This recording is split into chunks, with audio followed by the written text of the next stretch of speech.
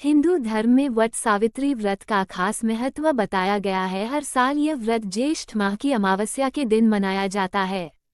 इस दिन सुहागिन महिलाएं व्रत रखती हैं, साथ ही वट वृक्ष यानी बरगद के पेड़ की पूजा करती हैं और पति की लंबी आयु की कामना करती हैं। मान्यता है कि इस व्रत को करने से महिलाओं को सदा सुहागिन होने का वरदान मिलता है। इस दिन बरगद के पेड़ की विधिवत पूजा करने के साथ ही व्रत कथा सुनना शुभ होता है।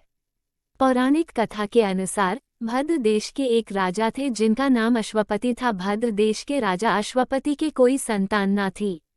उन्होंने संतान की प्राप्ति के लिए मंत्रोच्चारण के साथ प्रतिदिन 1,00,000 आहुतियां दी। 18 वर्षों तक ये क्रम जारी रहा। इसके बाद सावित्री देवी ने प्रकट होकर वर दिया कि राजन, तुझे एक तेजस्वी कन्या पैदा होगी। सावित्री देवी की कृपा से जन्म लेने के कारण से कन्या का नाम सावित्री रखा गया। कन्या बड़ी होकर बेहद रूपवान हुई। योग्य वर न मिलने की वजह से सावित्री के पिता दुखी थे। उन्होंने कन्या को स्वयं वर तलाशने भेजा। सत्यवान को देखकर सावित्री ने पति के रूप में उनका वरण किया। ऋषिराज नारद को जब ये बात पता चली तो नारद मुनि ने सावित्री के पिता राजा अश्वपति को बताया कि सत्यवान अल्पायु हैं और विवाह के 1 वर्ष पश्चात ही उनकी मृत्यु हो जाएगी।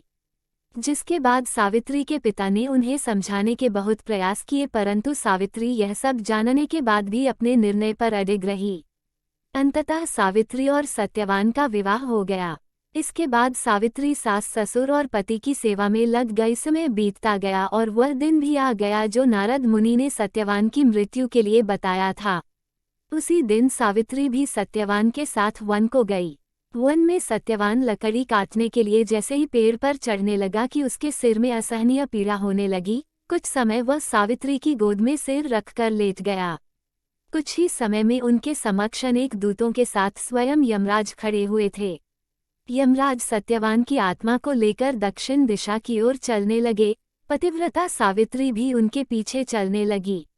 आगे जाकर यमराज ने सावित्री से कहा, हे पतिव्रता नारी, जहाँ तक मनुष्य साथ दे सकता है, तुमने अपने पति का साथ दे दिया, अब तुम लौट जाओ।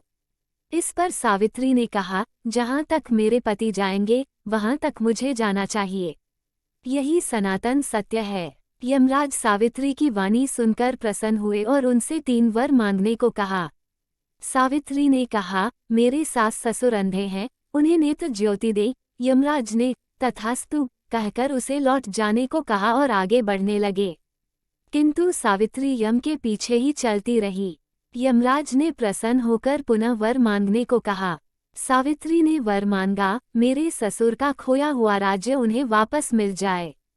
इसके बाद सावित्री ने यमदेव से वर मांगा, मैं सत्यवान के 100 पुत्रों की मां बनना चाहती हूँ, कृपा कर आप मुझे यह वरदान दें। सावित्री की पति भक्ति से प्रसन्न हो सावित्री से तथास्तु कहा। जिसके बाद सावित्री ने कहा कि मेरे पति के प्राण तो आप लेकर जा रहे हैं, तो आपके पुत्र प्राप्ति का वरदान कैसे पूर्ण होगा। तब यमदेव ने अंतिम वरदान को देते हुए सत्यवान की जीवात्मा को पाश से मुक्त कर दिया। सावित्री पुनः उसी वट वृक्ष के लौटी तो उन्होंने पाया कि वट वृक्ष के नीचे पड़े सत्यवान के मृत शरीर में जीव का संचार हो रहा है। कुछ देर में सत्यवान उठकर बैठ गया। उधर सत्यवान के माता पिता की आंखें भी ठीक हो गईं और उनका खोया हुआ राज्य भी वापस मिल गया।